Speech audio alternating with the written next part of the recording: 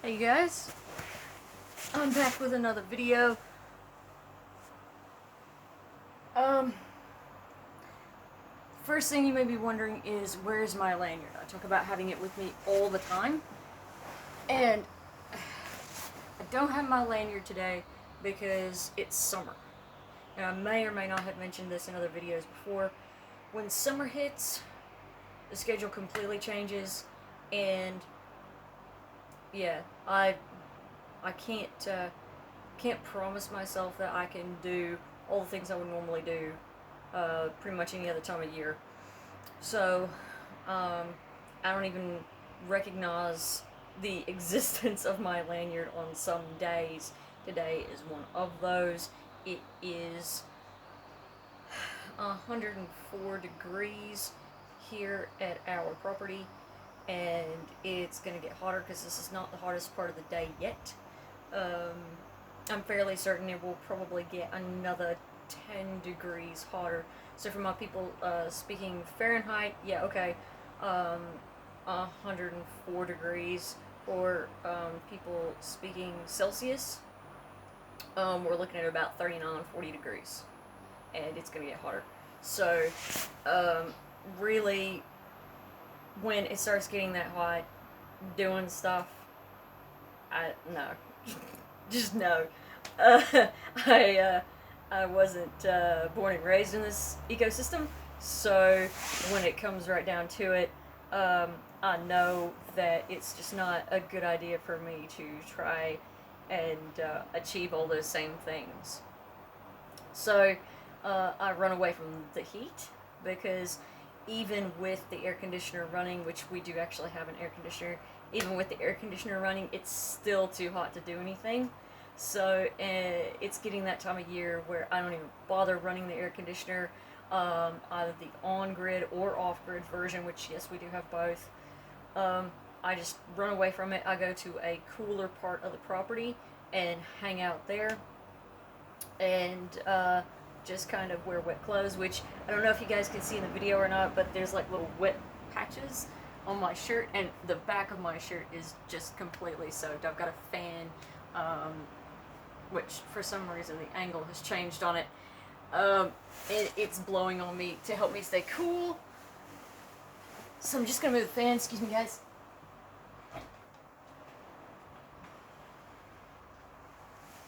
Ah, that's better. So, you've read the title. Uh, it's not about, you know, the lanyard and what I do with it.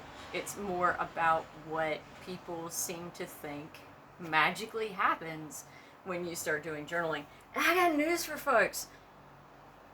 Just because you've started journaling doesn't mean everything's gonna, fall into place. It helps. It definitely helps. But, for example, okay, the cleaning isn't gonna do itself. You've still got to get off of your butt and sweep and mop. I mean, okay, some people have the happy little robots that go around and do the sweeping for them. Um, Admittedly, that's gonna be a nice thing, I suppose. Um, I don't live in a house that permits me those privileges at the moment. Um, it's a nice place, but the floors are too uneven, so I'd have to build little on and off ramps for the little devices. So um, probably wouldn't really work out for me. I've got to really think about where I would want one of those devices and why and how much work it would actually achieve for me versus what I can do for myself. Um, but even still, there's just certain things that just simply have to happen, and writing them down is not going to get them done for you. Okay? Just because you have dishes scheduled to be done doesn't mean that they're gonna get done. You still have to go to the effort of at least putting them in the dishwasher. Okay? there seems to be this weird belief that just because you've written it down, this thing is gonna happen for you. You're not gonna have to do anything anymore because you've written it. No. No. I'm sorry, guys. It's not that magical. It's not that easy. Though, what happens is, as I said earlier, the journaling makes it easier. So it's the journaling is a way to keep track of those things that need to be done, so that you know what's kind of left over from one day to the next, what's important to you, what's not. That's really the point. It kind of clears out the clutter in the head, and therefore it makes it easier to clear out the clutter in your home, in your car, in your office, that sort of thing. But yeah, for real, it's just something that has to happen. It's something that you can't get around. So I'm gonna tell you guys some things that you might want to try to help you get beyond this whole, oh my god, I've still got to clean the house ness. Just gonna readjust the video. I realize I'm actually not on center. Give me a sec. Okay, that's better. That's better. So, just gotta stay hydrated. One of the things you might try, as I have suggested in other videos before, is the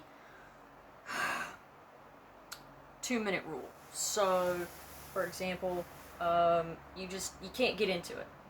It's just not in your head to do these things. It's not in your heart to do the cleaning. It's like doing the dishes is not on your bucket list necessarily. You know? So maybe you're just not in the mood to do the dishes. Okay, fair enough. But the dishes still have to be done. So what do you do? Okay, 2-minute rule. Spend 2 minutes doing dishes. That's 2 minutes of doing the dishes that you don't have, hanging over your shoulder later, annoying you, for like the rest of the day. The sooner you get this stuff done, the sooner you can just get back to being relaxed and enjoying time instead of these problems overshadowing the entire day, which is another trick, by the way. And just remembering that this is just sheerly logical. Just get it over with, and then the rest of the day is yours.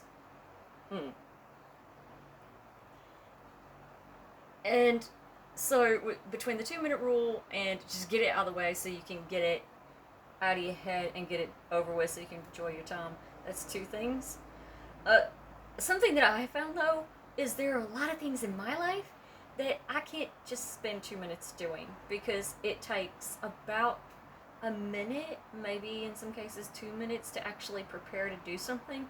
So in those cases I might spend 5 or 10 minutes doing something, and then I can say, okay, I'm done with that. Or what I might find is, like with the 2-minute rule, if I'm spent 5 or 10 minutes doing something because it took me 2 minutes to do the preparation, I might find that, hey, I'm actually kind of into this, and I'm getting into a groove, and it's all flowing, and I don't really feel like I'm working. I don't feel miserable. So at that point, I might just go ahead and continue doing whatever it is I'd intended to do for the full time slot that I intended to be doing that particular task. For example, the other day, I had the goal of really, really getting down to business on cleaning the house, because I intended to do it a few weeks ago, and life got in the way, so I was like, okay, well, never mind. I've just got to find a break in the heat to get it done. Well, I did.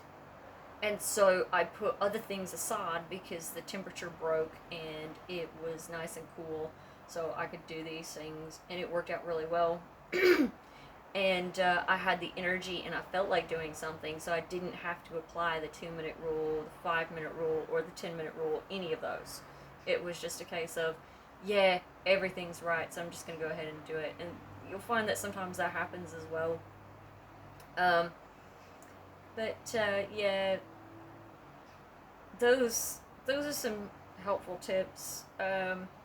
Yeah, one of my mates was telling me the other day. I was saying, man, I could seriously use somebody to come over to my house and clean because I can't get into it.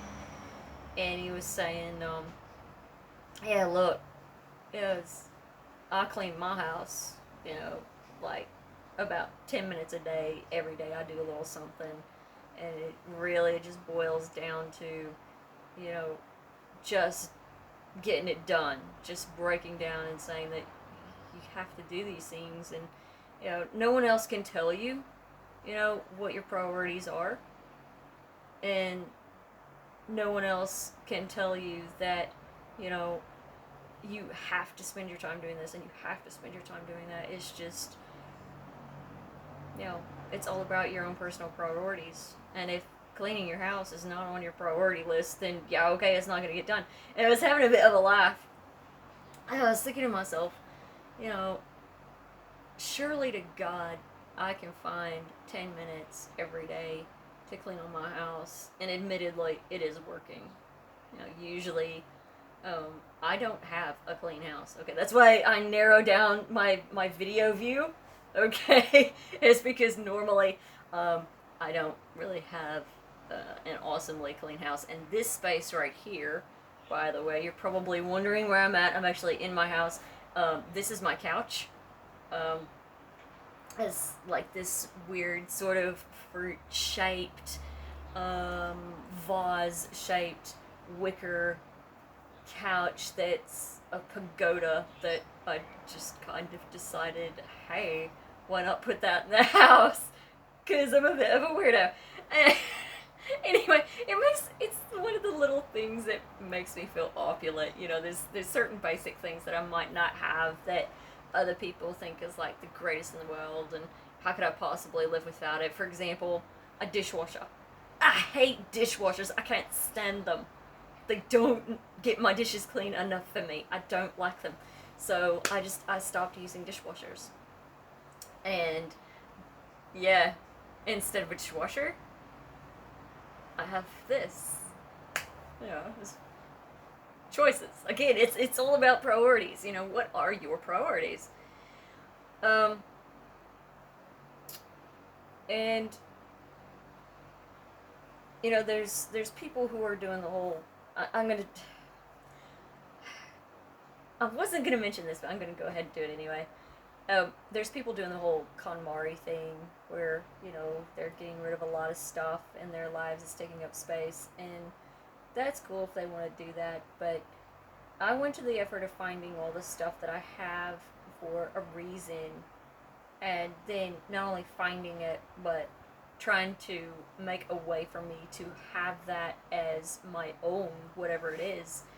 And so I've got quite a collection of books, various things that I just don't have any intention of getting rid of.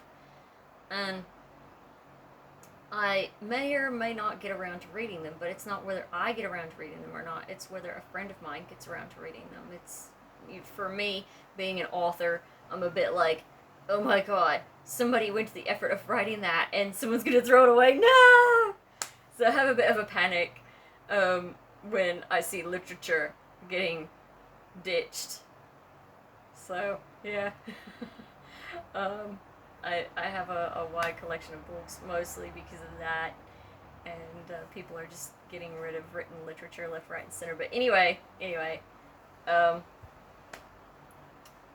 I know that having these books means I have to dust the bookshelves. And it means that I have to make sure the books are not going moldy, you know, so it's just like what all the things that you would do in a library, I have to do here. I have to make sure that they're not um, too dusty, that they're not harboring insects of various kinds, because I do live in the tropics, so this means that it is quite possible that there are, okay, creepy alert here, that there aren't spiders and lizards and snakes living behind the books that I don't normally read. So yeah, I do just go through and play with the books just to make sure that they get dusted and aired out a bit, and that I spray them with an aerosol disinfectant that has been approved by other libraries. And yes, I do consider myself something of a library. Well, having something of a library here because of the number of books I have. But yeah, the more you have, admittedly, the more responsibilities you have. And so, yes, the less you have, to an extent, the less responsibilities you have. So, you know, it's up to you how much work you want to put on your plate. You know, when it comes to cleaning your house, it just has to be done. I'm sorry, there's no way around it. It, I admit, it brought me to tears not too long ago because I was like, oh my god, is this my lot in life? Is this it? Because I honestly felt like I was doing nothing but spending my time cleaning house and pretty much doing nothing else. But it's just part of adulting. You just have to do it. So, I'm gonna start trying to post some clean with me videos so you guys can have some inspiration on that. And speaking of messes, I just totally spilled some of this drink on the couch. Oh well. Something else to clean up. Oh well, that's alright, that's alright. This was meant for outdoors, so like if I want to, I can literally just take the cover off of this and throw it in the washing machine. So no big deal. But yeah, I'm gonna try to make some videos for you guys to help with motivation regarding cleaning your house and that. I don't know what kind of music I'm gonna have with it. Hopefully I'll have some of my own original works. So hopefully Luca, Vencetti, and the Black Flags will have some original music coming out for that sort of thing. If nothing else, I'll just talk to you guys while I'm cleaning, and yeah, I can talk you through the process, what I'm doing, and hopefully it helps, hopefully it inspires, and I look forward to helping out more people, motivating more people, and helping everyone get ready and get their lives organized for the year I call the year of clear vision, 2020. Having a clear vision for your future, a clear vision for your life, and really understanding what it means to just be organized and have a clean house and achieve some goals. This is, and feel good about it. You know, this is what I want to help people do. You know, that's what the clear vision is about. It's not about doing anything extraordinary necessarily. It's just about being happy with who you are and happy with your achievements and trying to do all those things that you've been saying you want to do, all those things that you've been saying to yourself, you know, I really should be doing because it's expected. So I hope you guys understand. I hope you have a good holiday season. So yeah, take care out there. It's really busy. It gets really hectic this time of year, and I look forward to seeing you guys in the next video. Cheers.